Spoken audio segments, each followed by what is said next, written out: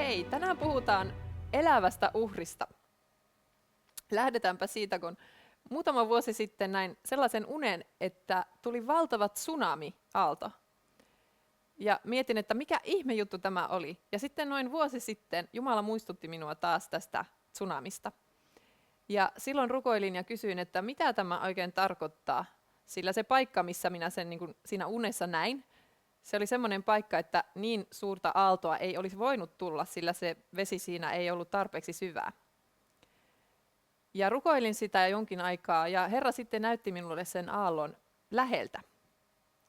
Ja kun minä näin sen, niin se olikin ihmisiä. Se oli täynnä ihmisiä, jotka tulivat juosten, oikein hädässä olevia ihmisiä, jotka juoksivat minua kohti. Ja silloin säikähdin oikein kunnolla ja mietin, että Herra, miten me pystymme huolehtimaan näistä kaikista ihmisistä, miten me pystymme huolehtimaan heistä, sillä heitä oli todella, todella paljon. Ja puhuin siitä seurakunnassa ja kävin muutamassa toisessakin seurakunnassa puhumassa, että nyt ihmisten on aika valmistautua siihen, että tulee todellakin suuri sato ja meidän täytyy kaikkien olla mukana huolehtimassa heistä. Sillä rukoilin kauan myös Herralta, että miten me tehdään, että pitääkö meidän järjestää joku tiimi, joka huolehtii näistä ihmisistä, tai miten me voimme sen tehdä.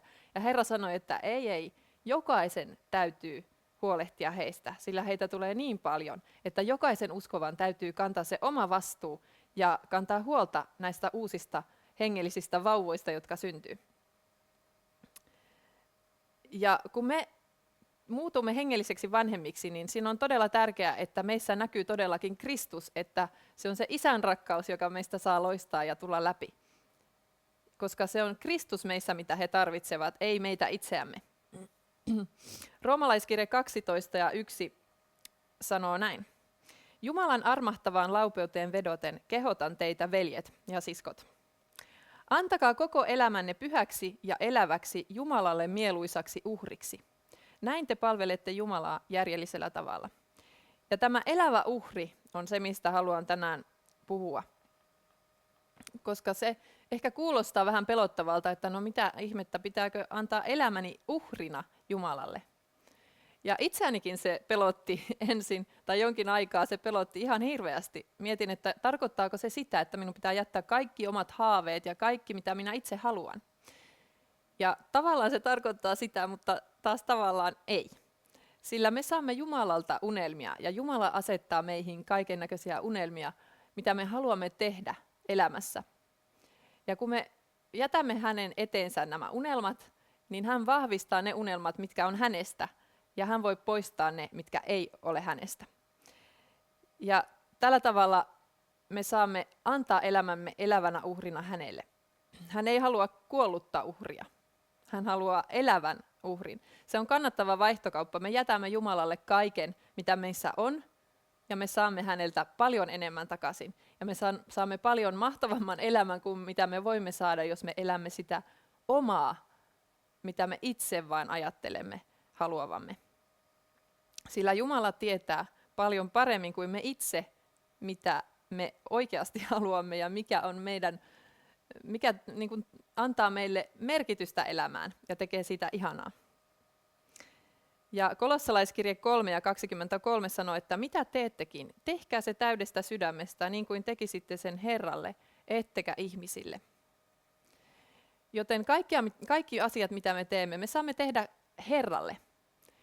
Ei sillä ole merkitystä, ei sinun tarvitse olla saarnaaja, eikä sinun tarvitse olla ylistyksestä vastaava. Kaikki, mitä teet, voit tehdä sen Herralle. Ja sillä tavalla sinun elämästäsi tulee elävä uhri Herralle. Mietin paljon, kun olen Vanhaa testamenttia esimerkiksi lukenut, niin siellä on niin paljon ihmisiä, jotka tekivät ihan valtavia asioita. Ihan ihmeellisiä tekoja ja ihan ihmeellisellä tavalla he pystyivät luottamaan Jumalaan. Että miten jotkut ihmiset ovat valittuja sellaisiin tehtäviin. Ja Jumala valitsee tehtäviin erilaisia ihmisiä, ja joillekin on jotkut tehtävät ja toisille on toisenlaiset tehtävät. Mutta kaikki nämä ihmiset olivat ihan yhtä pieniä ihmisiä kuin sinä ja minä. Ei kukaan heistä nähnyt sitä edeltä käsin, että minäpä nyt teen tällaisia juttuja ja minusta tulee tämmöinen mahtava Jumalan mies tai Jumalan nainen, josta luetaan sitten tuhansia vuosia eteenpäin. Ei, vaan he kaikki olivat ihan yhtä pieniä ja pelokkaita kuin mekin. Ja jokaisella meistä on se sama mahdollisuus astua siihen kaikkeen, mitä Jumala meille haluaa, kun me asetamme elämämme eläväksi uhriksi hänen eteensä. Ja se, mitä tällä oikein haluan sanoa, on, että sinua tarvitaan. Sinun elämäsi tarvitaan, että sinun elämäsi olisi elävä uhri Jumalan kädessä ja Jumalan edessä, niin että sinä saat toteuttaa ne asiat, mitkä hän on sinun varallesi suunnitellut. Koska silloin sinä pystyt myös huolehtimaan niistä kaikista uusista hengellisistä vauvoista, jotka on tulossa, ja sinä saat kasvaa ja saat toteuttaa sen, mitä Jumala on sinun varallesi varannut.